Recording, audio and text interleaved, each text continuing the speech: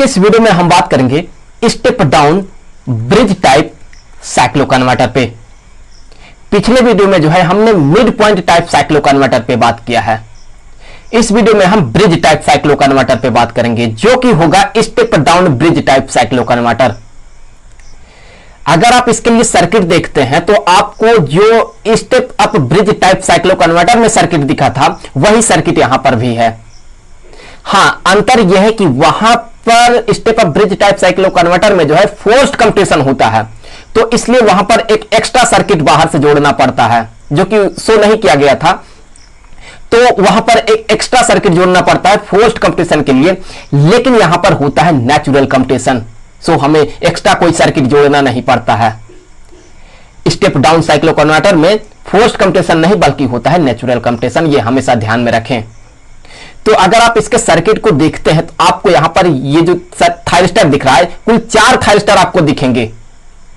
सो यहां पर आपको जो दिख रहा है ये है 4 थायरिस्टर, जिसे कि हम पॉजिटिव कन्वर्टर कहते हैं। वहीं पर अगर आप यहां पर देखें तो भी आपको ये 4 दिखेंगे, जिसे कि हम निगेटिव कन्वर्टर कहते हैं। और यहां से जो है हम इनपुट वोल्टेज अप्लाई कर रहे हैं, ये एक अल्टरनेटिंग करंट सोर्स है, यहां से हम अप्लाई कर रहे हैं इस सर्किट में।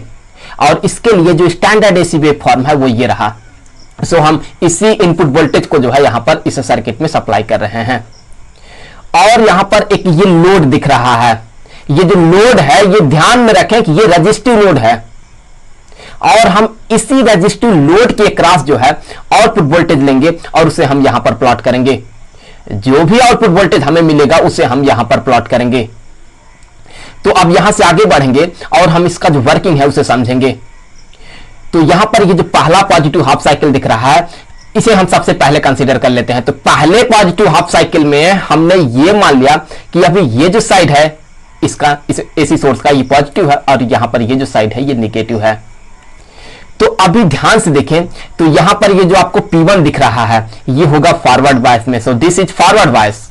और वहीं पर ये जो P3 दिख रहा है ये रिवर्स बायस में होगा, और यहां पर ये जो P2 दिख रहा है यह भी होगा फॉरवर्ड बायस में, और यहां पर P4 जो है ये रिवर्स बायस में होगा। तो पॉजिटिव कन्वर्टर में P1 और P2 फॉरवर्ड बायस में है।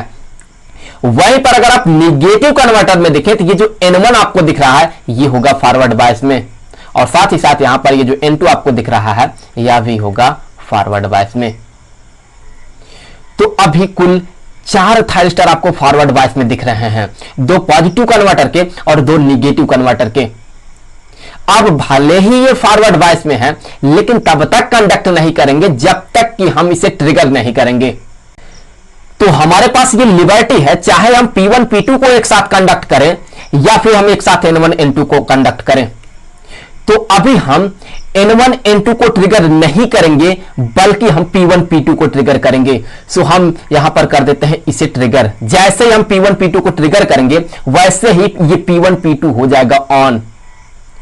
अब ये ऑन हो जाएगा तो देखिए करंट किस तरह से फ्लो करेगा, उसका पाथ कैसा होगा। सो करंट यहां से ऐसे फ्लो करेगा और फिर यहां पर ये जो आपको थायरिस्टर P1 दिख रहा है इसके थ्रू फ्लो करते हुए, फिर यहां पर ये जो लोड है इसके थ्रू फ्लो करते हुए कुछ इस तरह से, और फिर ये जो थायरिस्टर P2 है इससे फ्लो करेगा, और फिर यहां पर ये चला जाएगा इस नेगेटिव टर्मिनल में। सो करंट का ये रहा पाथ। अगर आप इस लोड से देखें तो जो करंट का फ्लो है, करंट का जो पाथ है वो करंट का पाथ ये रहा, इस डायरेक्शन में करंट का फ्लो है। इसका मतलब क्या है? इसका मतलब यह है कि अगर करंट इस डायरेक्शन में फ्लो करता है तो यहां पर ये जो साइड होगा ये पॉजिटिव होगा, और वहीं पर नीचे वाला ये जो साइड होगा ये निगेटिव होगा। तो यहां पर हमें मिलेगा आउटपुट वोल्टेज। सो यहां पर हमें मिलेगा आउटपुट वोल्टेज, और इसी आउटपुट वोल्टेज को अब हम यहां पर प्लॉट करेंगे। तो ये जो आउटपुट वोल्टेज है ये कब तक मिलेगा? जब तक कि ये P1 और P2 एक साथ है कंडक्ट करेगा, तो यहां पर ये हमें मिलता है। सो इस पॉजिटिव हाफ साइकिल में P1 P2 एक साथ कंडक्ट करता है, और यहां पर ये वोल्टेज हमें यहां पर आउटपुट में मिलता है। तो यहां पर हमें कुछ यहां पर इस तरह से, कुछ यहां पर हमें इस तरह से आउटपुट वोल्टेज चलिए मिलता है। अब इसके बाद आता है ये नेगेटिव हाफ साइकिल, और जैसे ये निगेटिव हाफ साइकिल आएगा वैसे ही यहां से ये पोलैरिटी बदल लेगा। क्योंकि ये एसी सोर्स है, इसका नेचर ये पोलैरिटी बदलना। सो अभी ये साइड निगेटिव और ये साइड हो गया पॉजिटिव, इसने अपना पोलैरिटी बदल लिया है। तो जैसे ये पोलैरिटी बदलेगा वैसे ही नेचुरल कम्यूटेशन हो जाएगा। यहां पर P1 और P2 ये रिवर्स बायस में चला जाएगा, ये हो जाएगा ऑफ नेचुरल कम्यूटेशन के द्वारा। और साथ ही साथ यहां पर ये जो N1 N2 है ये भी रिवर्स बायस में चला जाएगा। तो अभी इस निगेटिव हाफ साइकिल में, इस निगेटिव हाफ साइकिल में देखे कौन फॉरवर्ड बायस में है। सो इस निगेटिव हाफ साइकिल में यहां पर अगर आप देखें तो ये जो P3 है, ये जो P3 आपको दिख रहा है ये होगा फॉरवर्ड बायस में। सो ये होगा फॉरवर्ड बायस में। और वहीं पर ये जो आपको P4 दिख रहा है यह भी होगा फॉरवर्ड बायस में। यहां पर P1 और P2 रिवर्स बायस में है, ये ध्यान में रखें, ये कंडक्ट नहीं कर सकते हैं इस समय। सो P3 और P4 फॉरवर्ड बायस में है और वहीं पर N3 जो है ये होगा फॉरवर्ड बायस में और यहां पर ये जो N4 है ये होगा फॉरवर्ड बायस में। तो यहां पर हम चाहे P3 को एक साथ कंडक्ट कराएं, P3 और P4 को, चाहे हम एक साथ N3 N4 को एक साथ कंडक्ट कराएं, तो अभी हम P3 और P4 को एक साथ कंडक्ट करवाएंगे। तो हम यहां पर N3 और N4 को ट्रिगर नहीं करेंगे। हम क्या करते हैं, अब हम यहां पर P3 को ट्रिगर कर देते हैं, इसके गेट में गेट पर सप्लाई करते हैं और साथ ही साथ यहां पर ये जो P4 है इसके भी गेट में गेट पर सप्लाई करते हैं। यहां मैं एक चीज बताना ये भूल गया कि यहां पर जो फायरिंग एंगल है वो जीरो है। जीरो इन द सेंस कि हम शुरू से ही ट्रिगर कर दे रहे हैं, जिससे कि ये जो थाइस्टर है ये डायोड की तरफ बिहेव करेगा, एक नॉर्मल पीएन जंक्शन डायोड की तरफ बिहेव करेगा। सो फायरिंग एंगल जीरो है। तो अब यहां पर ये P3 और P4 एक साथ कंडक्ट कर रहा है। तो देखिए करंट का जो फ्लो है वो कैसा होगा। सो करंट अभी जो फ्लो करेगा वो यहां से फ्लो करेगा और यहां से फ्लो करेगा, फिर कुछ ऐसे, और यहां पर ये जो आपको P3 दिख रहा है इसके थ्रू फ्लो करेगा और फिर यहां पर ये जो लोड है, ये जो लोड है इसके थ्रू फ्लो करेगा और फिर यहां पर ये जो P4 दिख रहा है इसके थ्रू फ्लो करेगा और फिर यहां पर ये चला जाएगा इस नेगेटिव टर्मिनल में। तो करंट का ये रहा पाथ। तो अगर इस लोड के थ्रू देखें करंट किस डायरेक्शन में फ्लो हो रहा है, करंट अभी भी इसी डायरेक्शन में फ्लो हो रहा है जिस डायरेक्शन में पिछली बार फ्लो हुआ था जब P1 P2 कंडक्ट कर रहा था एक साथ। तो करंट अभी भी उसी डायरेक्शन में फ्लो कर रहा है। इसका मतलब यह है कि अभी भी ये साइड पॉजिटिव है और ये साइड निगेटिव है, तो हमें अभी भी पॉजिटिव आउटपुट वोल्टेज ही मिल रहा है। तो यहां पर अभी भी हमें ये पॉजिटिव आउटपुट वोल्टेज मिलेगा। कब तक मिलेगा, जब तक कि यहां पर ये दोनों P3 और P4 एक साथ कंडक्ट करेंगे। कब तक करेंगे, इस पूरे नेगेटिव हाफ साइकिल में कंडक्ट करेंगे।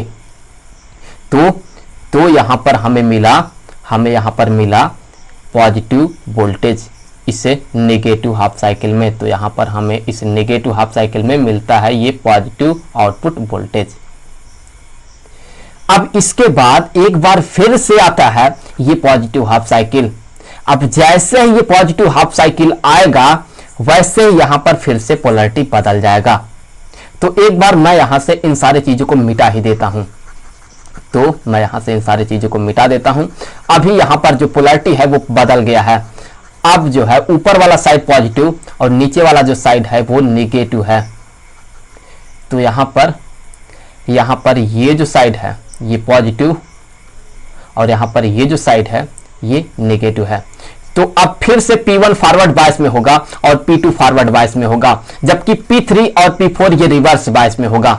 वहीं पर अगर आप नेगेटिव कन्वर्टर में देखें तो यहां पर ये जो आपको N1 N2 दिख रहा है ये फॉरवर्ड बायस में होगा, जबकि यहां पर ये जो आपको N3 दिख रहा है और ये जो आपको N4 दिख रहा है ये जो है ये रिवर्स बायस में होगा।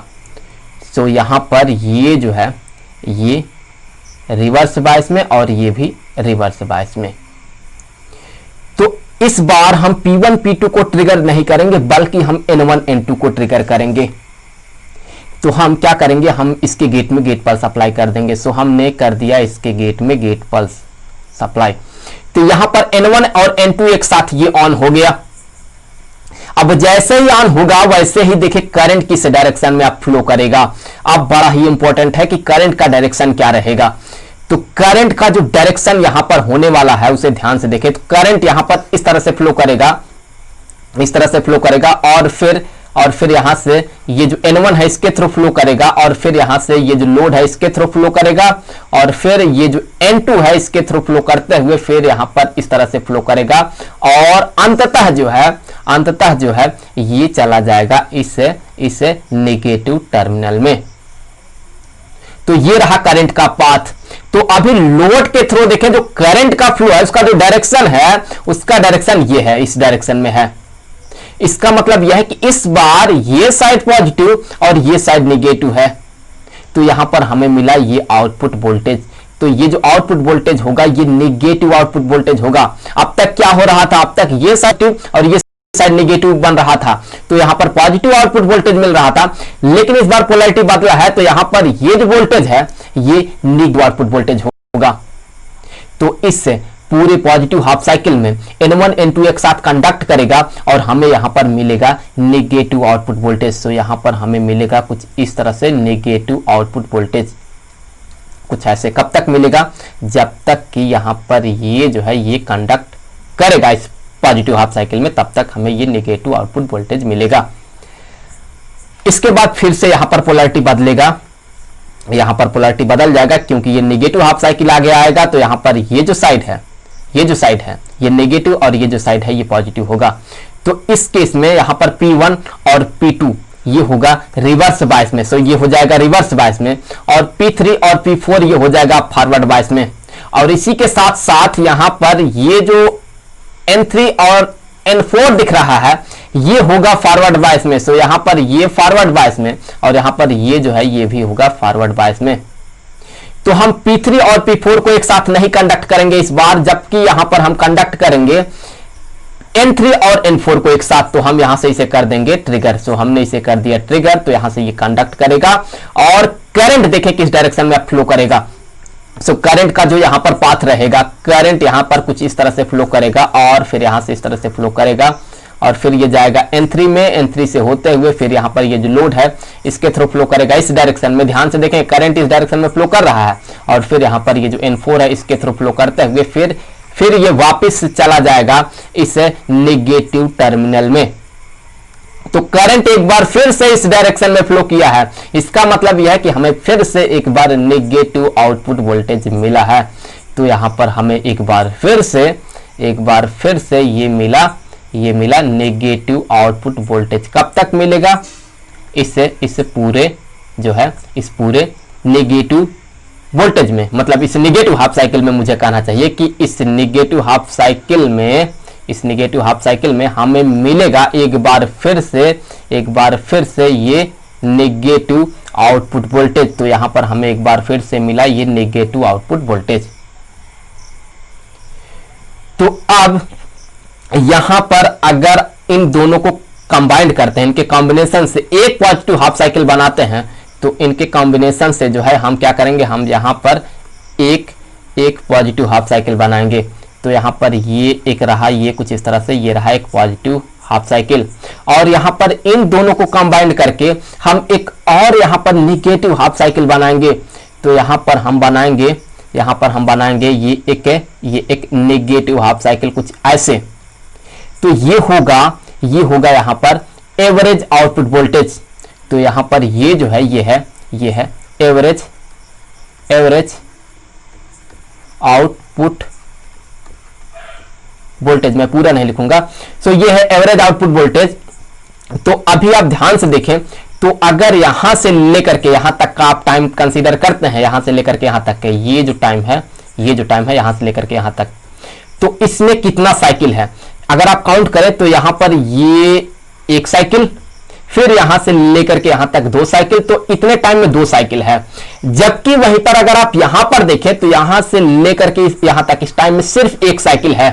इसका मतलब क्या है, अगर इसका फ्रीक्वेंसी 2 है तो इसका फ्रीक्वेंसी 1 होगा, क्योंकि यहां पर हमें एक ही साइकिल मिल रहा है। तो इनपुट का जो फ्रीक्वेंसी है उसका आधा फ्रीक्वेंसी हमें यहां पर मिला आउटपुट में। सो यहां से ये प्रूफ हो जाता है कि जो आउटपुट फ्रीक्वेंसी होगा ये बराबर होगा, अगर इस इनपुट फ्रीक्वेंसी को हम fi से डिनोट करें तो ये बराबर होगा इनपुट फ्रीक्वेंसी का आधा। इसे हमने पिछले वीडियो में प्रूफ भी किया है, तो मैं इसे जो है इस वीडियो में प्रूफ नहीं करूंगा। तो यहां से आप समझ रहे हैं कि जो भी फ्रीक्वेंसी होगा इस इनपुट वोल्टेज का, उसका आधा हमें आउटपुट वोल्टेज में फ्रीक्वेंसी मिलेगा। तो ये रहा स्टेप डाउन साइक्लो कन्वर्टर का वर्किंग। आई होप कि वीडियो आपके लिए हेल्पफुल रहा होगा। मिलेंगे अगले वीडियो में साइक्लो कन्वर्टर के किसी दूसरे टॉपिक के साथ, तो तब तक के लिए गुड बाय।